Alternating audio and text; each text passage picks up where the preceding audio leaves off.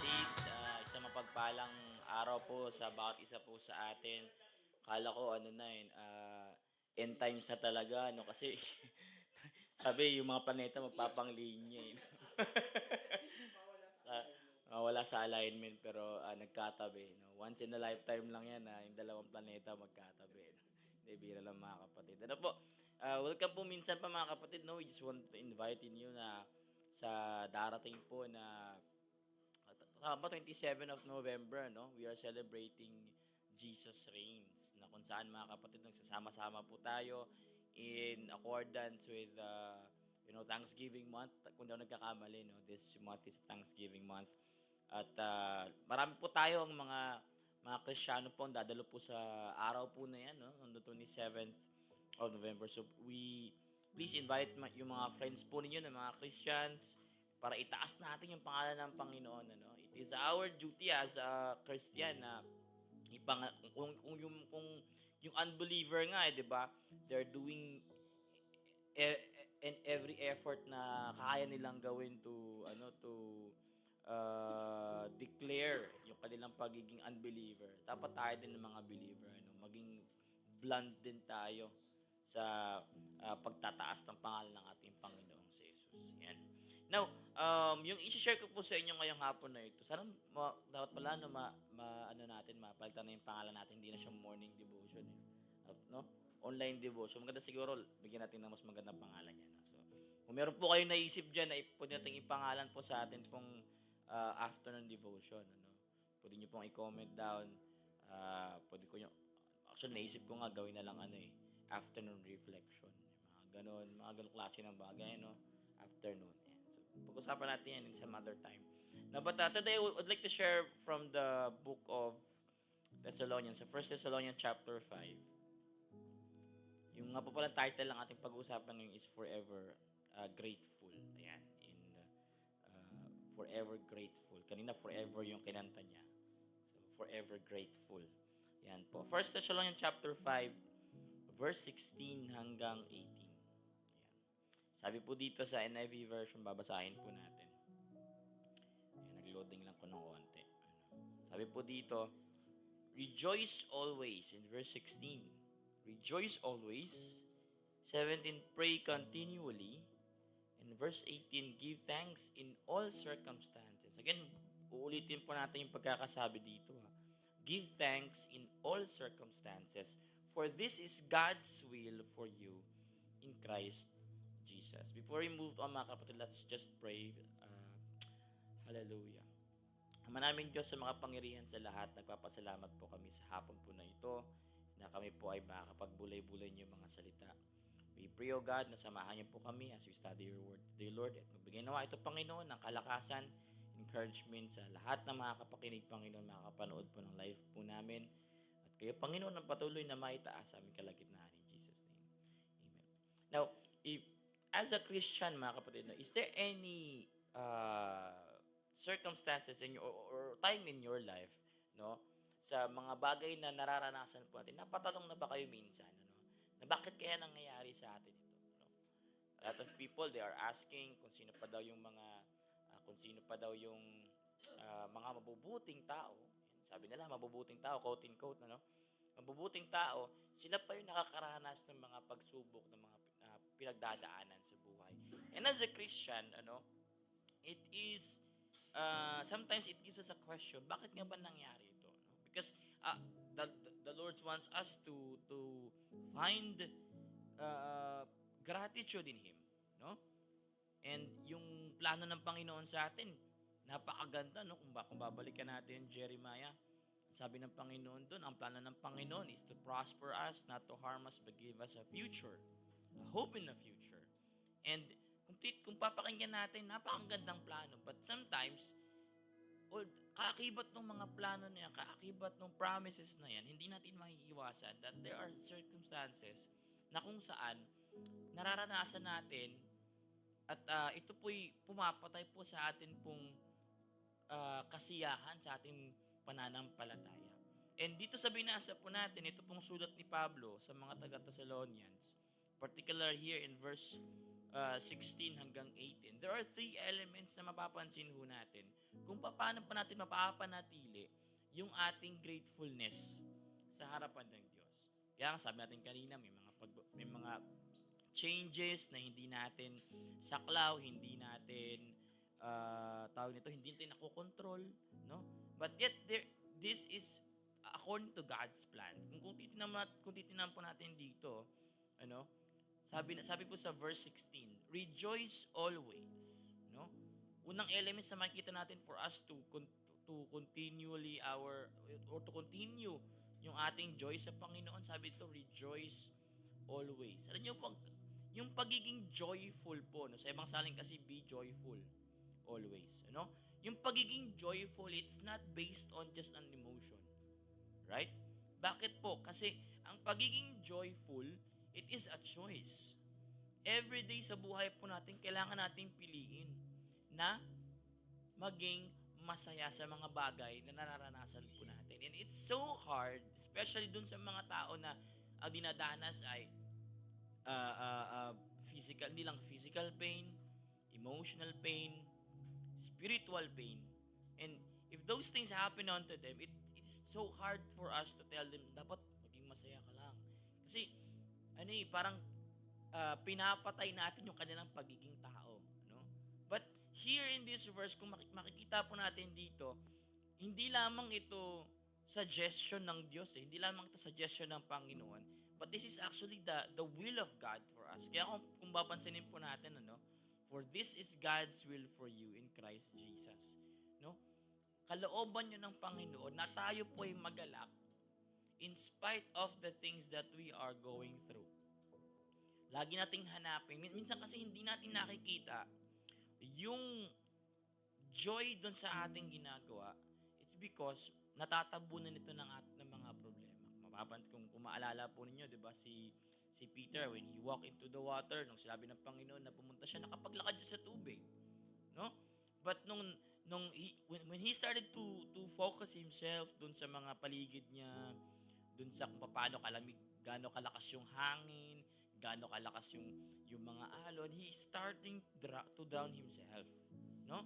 At ganoon din mga kapatid, kaya nawawalan tayo ng kasiyahan, kasiglahan sa ating pananampalataya when we start to look at the things, no, nakafocus tayo dun sa mga nangyayari sa buhay natin at yung ating pananaw ay nawawala doon sa ginagawa ng Panginoon sa buhay natin. We always, ito pa nga nagiging malungkot yan no? We always count yung mga wala tayo.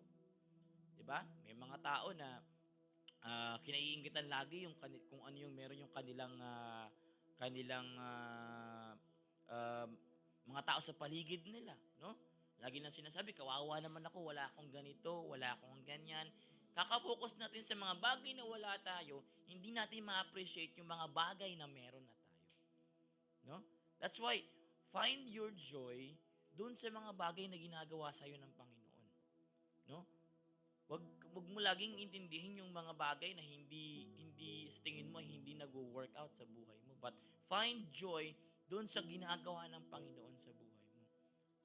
Pangalawang element na binigay dito ng this particular verse is to pray continually. Ano? Sa ibang salin, pray without ceasing.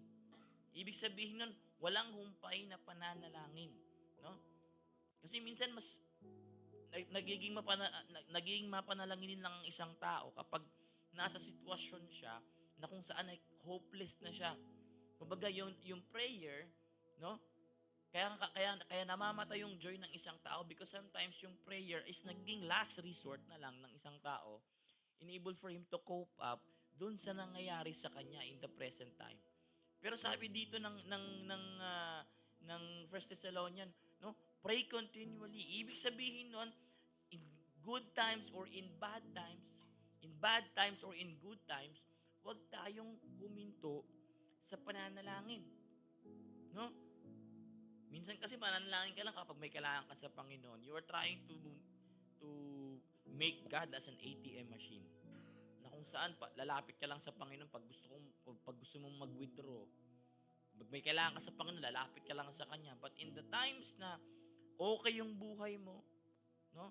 Nakakalimutan natin ng Panginoon. Kaya nga minsan, Ang ganda nga nung sinare ni Pastor Alan last Sunday, no? Yung patungkol dun sa 10 ketongin, no? 10 ketongin na kung saan gumaling sila pero ilan lang yung bumalik para magpasalamat, no? Isa lang yung bumalik. Nasa na yung siyam? They already enjoy yung binigay sa kanila, no? Pero dapat hindi ganoon eh. Dapat continuous yung atin pong pananalangin sa Panginoon. Hindi lamang sa time na tayo po ay nagkakaroon ng problema. And yung third elements na makikita natin dito to retain our joy, no? For us to be forever grateful, no? Give thanks in all circumstances, no? Paano ba yan, Pastor? Nasurugan na nga kami, magpapasalamat pa rin ba ako? Pastor, may cancer yung kapitbahay ko tuloy. Naawa sa kapitbahay, no? Pastor, may cancer yung anak ko. Pastor, yung nanay ko ganito, nag-aagaw buhay na. Do you want me to still give thanks? No? We're not thinking, hindi tayo nagpapasalamat dahil sa nangyari yan sa buhay mo, no? Pero at least matuto pa rin tayong magpasalamat despite na nangyayari yan sa buhay mo. Just look at the bright side, no? May karamdaman sa pamilya nyo. Yes, sabi na natin severe yung nandiyan na karamdaman. Pero sa kabila ng karamdaman na meron na present in your family, God is making you or doing something in your life, no? Napapalakas ka ng pananampalataya mo despite na pinagdadaanan ng family ninyo. Pastor, wala kaming pera, wala kaming ganito. But yet, you can still be thankful to the Lord. Kaya nga, ang ganda ng sabi dito eh. Hindi sinabi dito na give thanks to all circumstances, but give thanks in all. No? Tinuturuan tayo ng Panginoon to be thankful while we are in the situation. No? Hindi binabago ng Diyos yung sitwasyon natin sa buhay. Hindi inaalis. Kasi minsan ganito tayo eh, kapag tayo ay dumudulog sa Panginoon. Lord, pag may karamdaman ka, Panginoon, pwede bang pagalingin mo ko? And yung expectation natin is aalisin ng Diyos yung karamdaman na yun sa atin pong buhay. Or parang ganito lang yan, kahirapan. No? Ini-expect natin that God will get us out of poverty of that situation. Naaalisin ng Diyos yung pagiging mahirap sa buhay natin. But that's not how God works, mga kapatid. Kung maalala ninyo si Moses, when they went through the sea, hindi inalis ng Diyos yung dagat. But yet, God departed the sea para makadaan sila. Departed pala, namatay, no? Kaya nga may Dead Sea. Joke lang. Namatay na. No? God parted the sea so that the Israelites can go through. Anong ibig sabihin nito, mga kapatid? Sa buhay po natin, hindi babaguhin ng Diyos yung sitwasyon mo. While you are in that circumstance, hindi babaguhin ng Diyos yung sitwasyon mo sa buhay kasi ang gustong baguhin ng Panginoon, ikaw. Ikaw mismo. Kaya nga, while you are in that circumstance, matuto tayong magpasalamat sa Panginoon. Nanakaawa na nga kami, brother. Nasunugan na nga kami, brother. Yes. But even though you are in that circumstance, kahit nasunugan ka pa, thank God pa rin. No? At least buhay ka pa. Maraming mga nasunugan na hindi na nakita natagpuan ng kanilang minamahal sa buhay. No? Pastor, natupok lahat ng gamit namin. Praise God pa rin. At least ngayon, buhay ka pa. Pastor, nasunugan na nga kami. Yes, magpasalamat ka pa rin. At least hindi ikaw yung nanunog, di ba? Tama? Hindi ka naging dahilan para masunog yung bahay nyo. No? Nanakawan ka mo. Pastor, na-snatchan ako. Kung na-snatchan ka ngayon, ibig sabihin noon, hindi mo pa naranasang ma-snatchan, di ba? Ibig sabihin, iningatan ka ng Diyos. Is it something that we can also thank the Lord for? No? Kaya nga, ang turo sa atin ng Panginoon in all circumstances. Ito mga kapatid, na titingnan natin mabuti. Yung tatlong elements na ito, yung rejoicing, yung praying, yung giving thanks in all circumstances, Alam niyo po ba na ito po'y kalooban ng Diyos sa atin?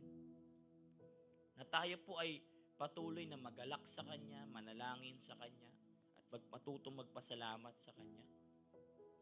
No? It is the will of God. Ibig sabihin, kalooban ng Diyos.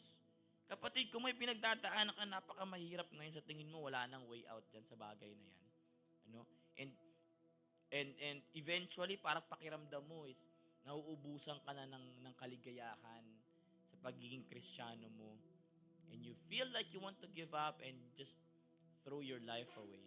Kapatid, yan po ay kasama sa plano ng Diyos. Ha? Parang hirap i-reconcile, kasama sa plano ng Diyos. Kanina lang pinag-uusapan natin, the plan of the Lord in us is to prosper us, not to harm us, but to give us a hope in the future. Tapos merong kapighatian.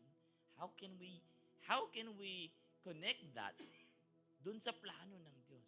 Actually, ang kagandahan nga dito mga kapatid, we cannot really phantom, no? Yung plano ng Panginoon sa buhay natin. Bakit na hinahayaan na nangyayari ito sa buhay po natin? But one thing is for sure, no? Sabi nga ng Panginoon sa aklat ng Romans, pinagkalalakip-lakip ng Diyos yung mga pangyayari na yan sa buhay po natin for our own good and purpose, according to the purpose of God. May layunin ng Panginoon, kapatid. No? God can turn your mess into a message. God can turn your burden into a blessing. Sometimes hindi lang natin makita yung pagkilos ng Diyos, but God is working behind the scene. No? Hindi man natin nakikita yung paggalaw ng Panginoon, but God is working behind the scene. So I hope and I pray this afternoon, mga kapatid, we will remain grateful. In spite of the things na pinagdadaanan natin, matuto tayo na maging grateful sa Panginoon. How? By rejoicing always. Praying to the Lord, kung ano man yung mga hinanakit natin, even pagpapasalamat sa Panginoon, pray ka sa Panginoon.